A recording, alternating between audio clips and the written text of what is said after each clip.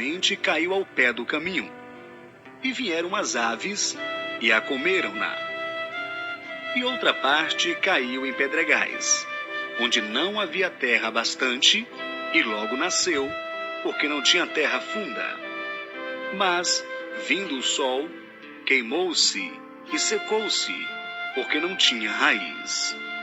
E outra caiu entre espinhos, e os espinhos cresceram e sufocaram-na.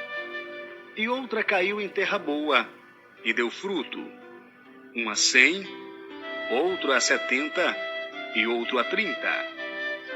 Quem tem ouvidos para ouvir, ouça. E acrescendo-se dele os discípulos, disseram-lhe: por que lhes falas por parábolas? Ele, respondendo, disse-lhes: porque a vós é dado conhecer os mistérios do reino dos céus, mas a eles não lhes é dado. Porque aquele que tem se dará, e terá em abundância, mas aquele que não tem, até aquilo que tem lhe será tirado. Por isso lhes falo por parábolas, porque eles, vendo não veem, e ouvindo não ouvem, nem compreendem.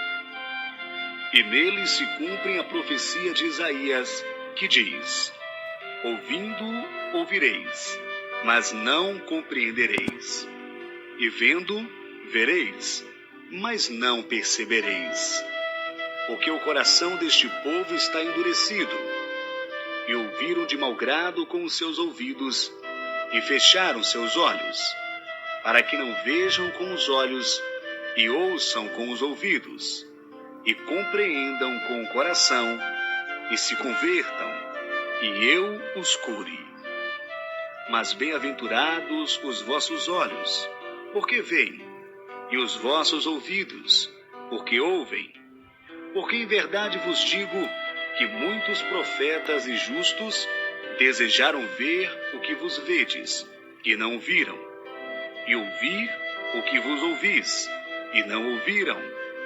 Escutai vós, pois, a parábola do semeador. Ouvindo alguém a palavra do reino, e não a entendendo, vem o maligno, e arrebata o que foi semeado no seu coração. Este é o que foi semeado ao pé do caminho. O que foi semeado em pedregais é o que ouve a palavra, e logo a recebe com alegria. Mas não tem raízes em si mesmo, antes é de pouca duração. E chegada a angústia e a perseguição, por causa da palavra, logo se ofende. E o que foi semeado entre espinhos é o que ouve a palavra, mas os cuidados deste mundo e a sedução das riquezas sufocam a palavra, e fica infrutífera. Mas o que foi semeado em boa terra é o que ouve e compreende a palavra, e dá fruto, e um produz 100, outro 60, e outro 30. Propôs-lhes outra parábola, dizendo: o reino dos céus é semelhante ao homem que semeia a boa semente no seu campo. Mas dormindo os homens, veio o seu inimigo, e semeou joio no meio do trigo, e retirou-se. E quando a erva cresceu e frutificou, apareceu também o joio. E os servos do pai de família, indo ter com ele, disseram-lhe: Senhor, não semeaste tu no teu campo boa semente? Por que tem então joio? E ele lhes disse: um inimigo é quem fez isso. E os servos lhe disseram: queres, pois, que vamos arrancá-lo? Ele, porém, lhes disse: não, para que ao colher o joio, não arranqueis também o trigo com ele. Deixai crescer ambos juntos até a ceifa. E por ocasião da ceifa, direi aos ceifeiros: colhei primeiro o joio, e atai-o em molhos para o queimar. Mas o trigo, ajuntai-o no meu celeiro. Outra parábola lhes propôs, dizendo: O reino de Deus é semelhante ao grão de mostarda que o homem, pegando nele, semeou no campo, o qual é raramente a menor de todas as sementes, mas crescendo é a maior das plantas, e faze uma árvore, de sorte que vêm as aves do céu e se animam nos seus ramos. Outra parábola lhes disse: o reino dos céus é semelhante ao fermento, que uma mulher tomou e introduziu em 3 medidas de farinha, até que tudo esteja levedado. Tudo isto disse Jesus por parábolas à multidão, e nada lhes falava sem parábolas, para que se cumprisse o que fora dito pelo profeta, que disse: abrirei em parábolas a minha boca, publicarei coisas ocultas desde a fundação do mundo. Então, tendo despedido a multidão, Jesus foi para casa, e chegando ao pé dele os seus discípulos, dizendo: explicai-nos a parábola do joio do campo. E ele, respondendo, disse-lhes: o que semeia a boa semente é o Filho do Homem. O campo é o mundo, e a boa semente são os filhos do reino, e o joio são os filhos do maligno. O inimigo que semeou é o diabo, e a ceifa é o fim do mundo, e os ceifeiros são os anjos. Assim como o joio é colhido e queimado no fogo, assim será na consumação deste mundo. Mandará o Filho do Homem os seus anjos, e eles colherão do seu reino tudo o que causa escândalo, e os que cometem iniquidade, e lançá-los-ão na fornalha de fogo. Ali haverá pranto e ranger de dentes. Então justos resplandecerão como o sol, no reino de seu Pai. Quem tem ouvidos para ouvir, ouça. Também o reino dos céus é semelhante a um tesouro escondido num campo, que um homem achou e escondeu, e pelo gozo dele, vai, vende tudo quanto tem, e compra aquele campo. Outro sim, o reino dos céus é semelhante ao homem negociante, que busca boas pérolas, e encontrando uma pérola de grande valor, foi, vendeu tudo quanto tinha, e comprou-a. Igualmente, o reino dos céus é semelhante a uma rede lançada no mar, e que apanha toda a quantidade de peixes, e estando cheia, a puxa para a praia, e assentando-se, apanham para os cestos os bons, os ruins, porém, lançam fora. Assim será na consumação dos séculos. Virão os anjos e separarão os maus entre os justos, e lançá-los-ão na fornalha de fogo. Ali haverá prantos e ranger de dentes. E disse-lhes Jesus: entendestes todas estas coisas? Disseram-lhe eles: sim, Senhor. E ele disse-lhes: por isso todo escriba instruído acerca do reino dos céus é semelhante a um pai de família, que tira do seu tesouro coisas novas e velhas. E aconteceu que Jesus, concluindo estas parábolas, se retirou dali. E chegando à sua pátria, ensinava-os na sinagoga deles, de sorte que se maravilhavam e diziam: de onde veio a este a sabedoria e estas maravilhas? Não é este o filho do carpinteiro? E não se chama sua mãe Maria, e seu irmão Tiago, e José, e Simeão, e Judas? E não estão entre nós todas as suas irmãs? De onde lhe veio, pois, tudo isto? E escandalizavam-se nele. Jesus, porém, lhes disse: não há profeta sem honra, a não ser na sua pátria e na sua casa. E não fez ali muitas maravilhas por causa da incredulidade deles.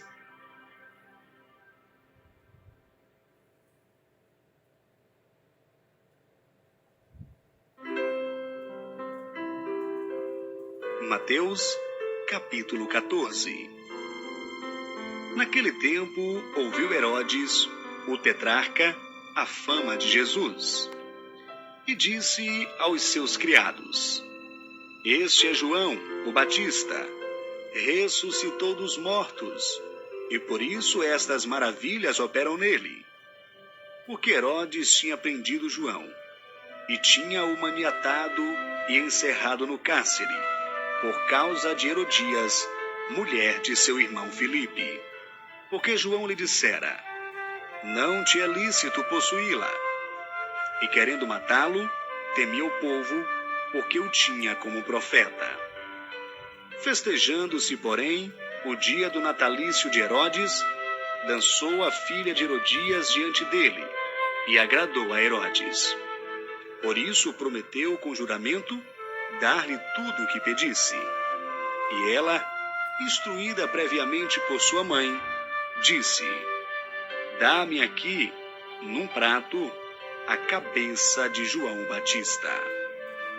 E o rei afligiu-se, mas por causa do juramento e dos que estavam à mesa com ele, ordenou que se lhe desse. E mandou degolar João no cárcere. E a sua cabeça foi trazida num prato e dada à jovem, e ela a levou à sua mãe. E chegaram os seus discípulos, e levaram o corpo, e o sepultaram, e foram anunciá-lo a Jesus.